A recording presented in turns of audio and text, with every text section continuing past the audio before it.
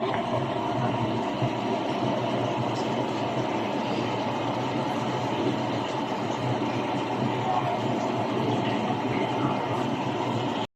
mga Inday! Good afternoon! Welcome to my vlog. For today's video, magluluto nga pala ako ng lumi. Ayan po, mayroon po akong biniling gimpo na iniwa ko po ng maninipis.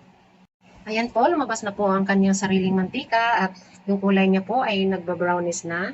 Ayan, igilid lang muna natin yan at yung sarili niyang mantika, ayan po yung ating panggisa. Ayan, igigisa na po natin yung bawang.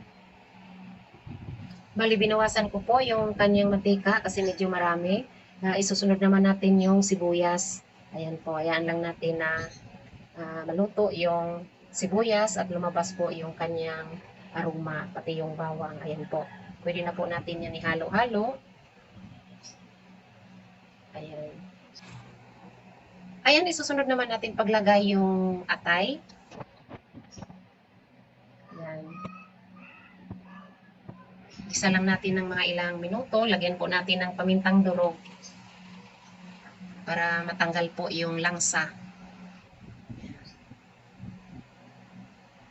Next naman, ayan, medyo luto na yung atay. Lalagyan ko po ng isang basong tubig. Ayan po. Yan lang muna ang ilalagay nating tubig. Mamaya na natin dagdagan.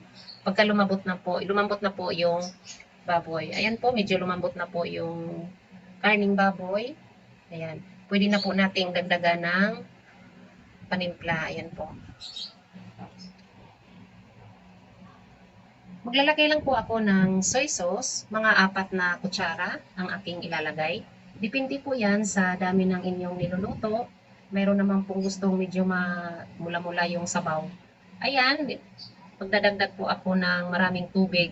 Ayan, para mas maraming sabaw. Ayan lang natin na kumulo. Ayan, kulong-kulo na po. Ayan.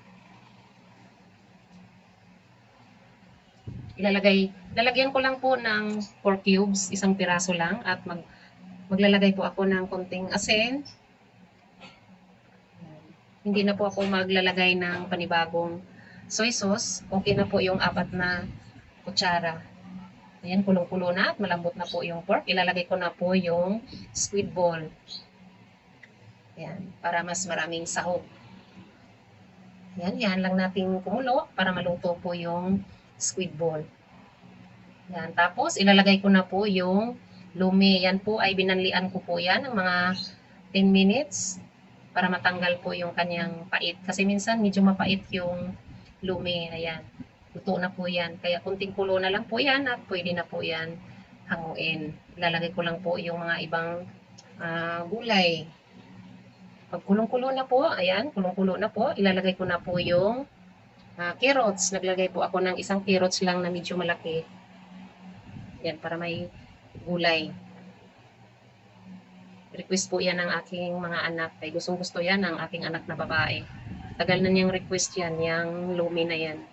Kaya niluto ko. At syempre, maglalagay din po ako ng repolyo na hiniwa ko po ng medyo maliliit lang, maninipis. Ayan. Haluin lang natin. Madali lang naman po maluto yung gulay. Mas masarap po pag medyo half cook lang po yung gulay. Ayan lang po natin yan na kumulo ulit. Tapos, maglalagay din po ako ng cornstarch. Yan po ay 4 na kutsara din na nilusaw ko po sa tubig. Ayan po. Depende po yan sa dami ng inyong niluluto. Depende po yan sa dami ng sabaw. Ayan po, medyo malapot na po yan. Napakalapot na po niyan. Saka tamang-tama lang po yung timpla niyan dahil tinikman ko na po yan. At syempre po, naglalagay po ako ng 2 egg na large. Binatil ko po yan. Ayan. Maya-maya konti ay pwede na po nating hanguin at hihigupin na natin yan maya-maya. Napakasarap po niya lalo na pag mainit ang sabaw. Ayan po, ilipat na natin sa serving plate. Ayan. Kung nagustuhan niyo ang aking video, paki-subscribe lamang po, like and share, at pakipindot na rin po notification bell para ma-notify po kayo kapag may bago akong upload na video. Yun lamang po. Maraming salamat. Bye. God bless.